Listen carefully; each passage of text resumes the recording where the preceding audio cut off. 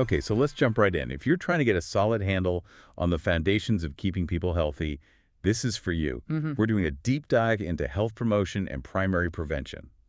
We'll hit the 3 levels of prevention, the immediate kick of nicotine, and the basic math that runs your body. Right, the 449 rule. And our mission is super clear today.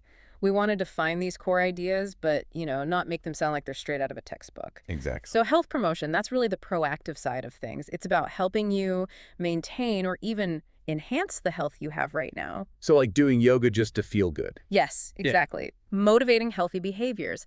It's different from illness prevention, which is purely protective. Right. Prevention is more about guarding against potential health risks, stopping a problem before it even gets started. And that distinction is the perfect lead-in to the most important framework you need to know. This feels like one of those high-stakes exam topics. It absolutely is. Let's call it an NCLE X alert. The 3 levels of prevention. It's all about when we step in. Okay, so primary prevention. That's the first and maybe the biggest one. It is. The goal here is pretty simple. Reduce the incidence of a disease. You're intervening before anything has happened. Vaccinations are the classic example, right? The classic. Or even large-scale public health campaigns. Okay, I have a question. What about something like a mandatory seatbelt law? Where does that fit? That's a great question, and it is 100% primary prevention. Okay. Because you are reducing the incidence of severe injury before a crash happens. It's all about cutting down risk in a healthy population. Got it. That makes sense.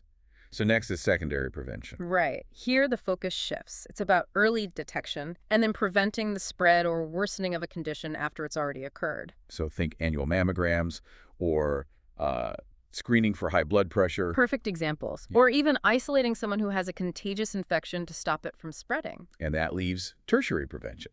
Yes, and this is for when a defect or a disability is, well, permanent or irreversible. Think severe stroke recovery. So the damage is already done. The damage is done. The goal now is totally different. It's about rehabilitation, minimizing the long-term effects, and just preventing things from getting worse. Okay, that framework is super clear. Let's connect this back to primary prevention, and specifically to smoking.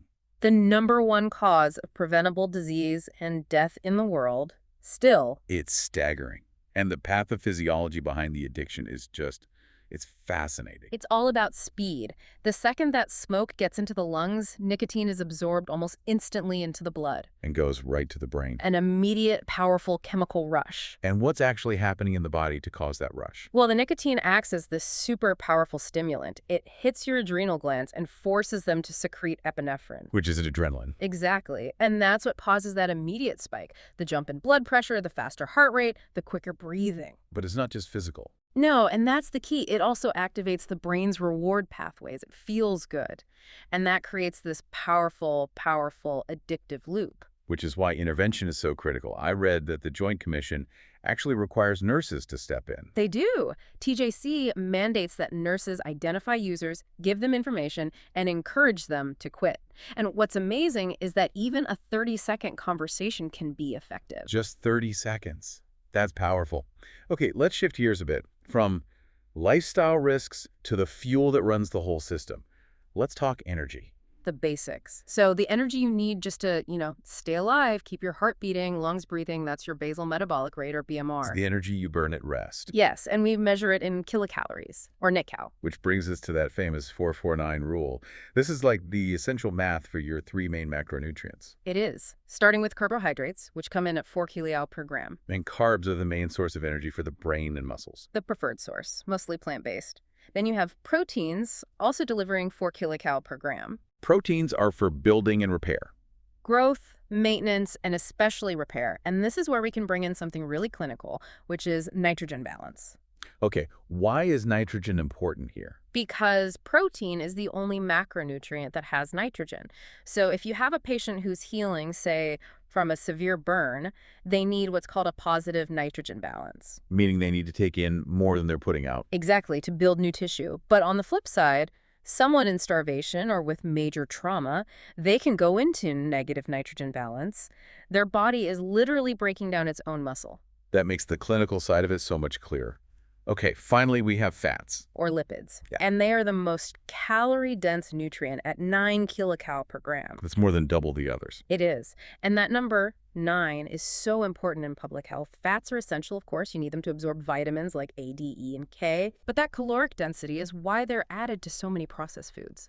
It's the fastest way to make something filling and high in calories, which is why managing fat intake is such a battleground. So wrapping this all up, what does this mean for you, the listener?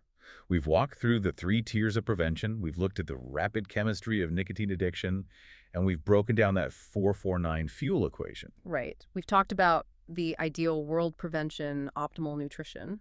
But we also know that in the real world, things like food insecurity force people to pick those energy-dense, high-fat foods just because they're cheap and filling. It's a tough reality. It is. So here's the final thought to mull over.